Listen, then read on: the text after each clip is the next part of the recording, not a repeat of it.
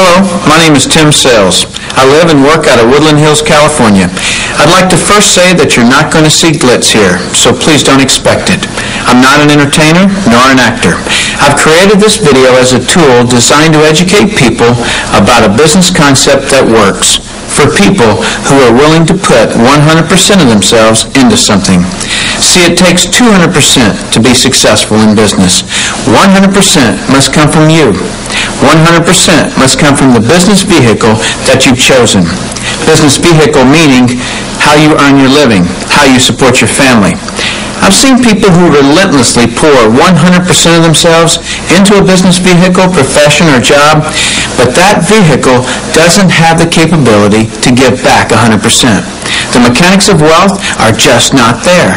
But no one has ever fully explained to you why it doesn't work and why it's a waste of your valuable time if your goal is financial success. This video is for the person who is willing to put in their 100%. They're only lacking the right business vehicle, the explanation of why it's right, and the evidence that it does in fact work. Even though I say you must put in 100%, that doesn't mean that you have to work it full time. I didn't. That doesn't mean that you have to sacrifice your family time, nor does it mean you have to have prior experience. I didn't.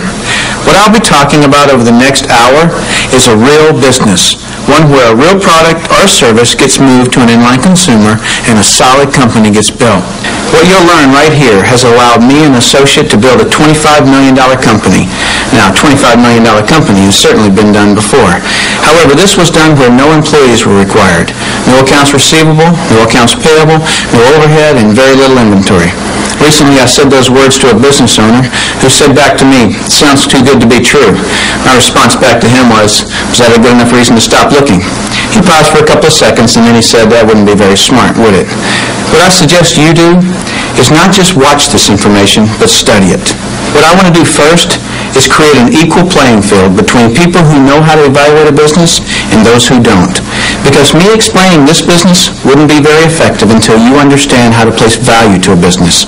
The simplest thing for someone to do when they don't understand something is to go, doesn't work.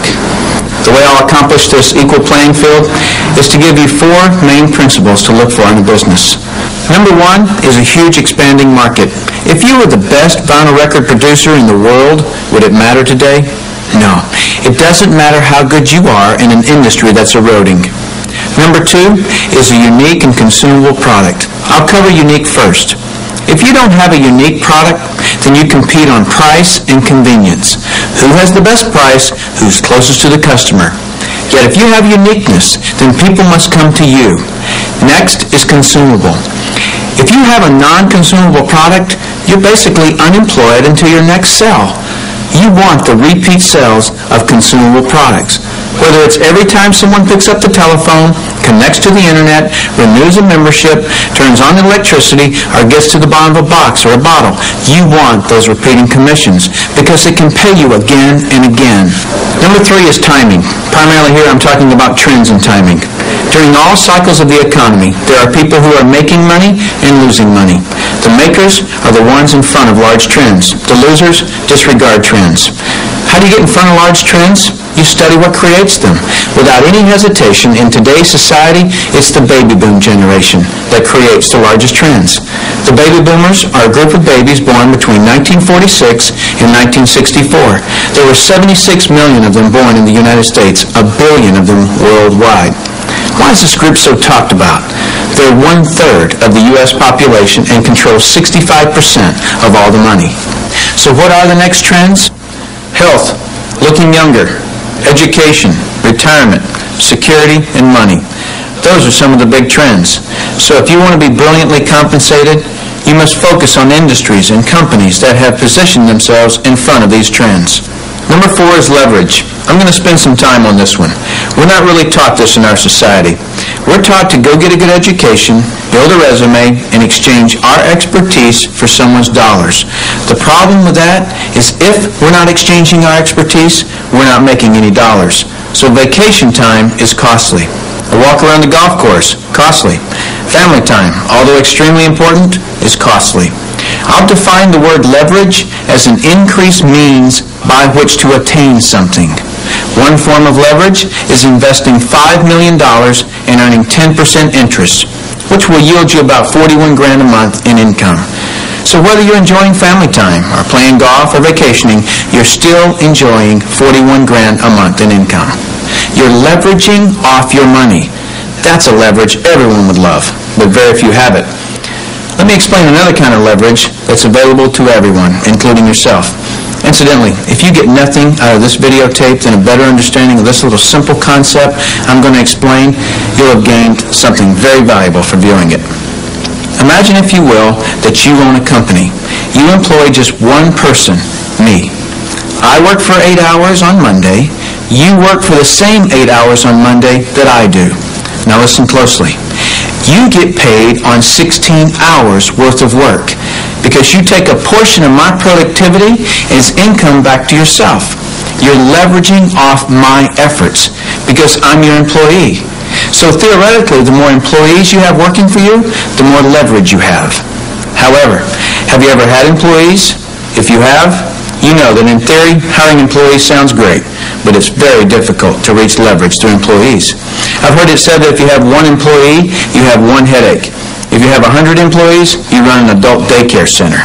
And the reason being is this: no employee will ever work as hard for your company as you will, because they don't own it. As soon as the boss walks out of the office, it's throw the feet up on the countertop, make long-distance phone calls. When the employee goes to the supply cabinet, they don't grab just one pen. They grab a handful of pens and Post-it notes and paper clips and rubber bands, right? I'm sure you've never done anything like this, but many people do. Here's my rule of thumb for reaching true leverage. If there's one sentence that epitomizes the entire video, it would be this: to have true leverage, you must create a situation where everyone has the same amount to gain. Only then do you have true leverage. Let me give you an example of this type of leverage. Let's say that I'm a real estate broker, and I hire an agent named Robert. Robert goes out and sells a building. Robert earns a percentage of the selling price of the building, and so do I, the broker. Why do I, the broker, earn a percentage when it was Robert who sold the building? Well, I did some of the advertising. I trained Robert. I had the initiative to go get my broker's license in the first place. I put up the risk. I did a lot of things. And so it's valid that I, as the broker, earn my money. But Robert doesn't work for me as an employee. He's an independent contractor. He just hangs his real estate license on my wall. My point here is the broker and the agents have the same amount to gain from the sale of the home. It's totally in the agent's interest to earn more money, which is a form of leverage for the broker. Now I'm going to continue with this broker-agent discussion because I'm not quite done. But I just wanted to stop for a second and let you know that that completes my 4 principles of evaluating a business. Let me recap them. Number 1 is a huge expanding market. Number 2 is a unique consumable product. Number 3 is timing. And number 4 is leverage. If you understood those 4 items, not only do you now know how to place value to a business, but you also have a better conceptual understanding of business than most people do. Let's continue this discussion concerning leverage because it's an extremely important one, as you'll see. There is a flaw in this leverage situation that I've shown you, and it's this. The broker can have multiple agents, but the agents cannot. The broker has leverage. The agents don't. Until the agents do what most brokers dread. What happens when I, the broker, have been real effective at teaching Robert to be a good agent?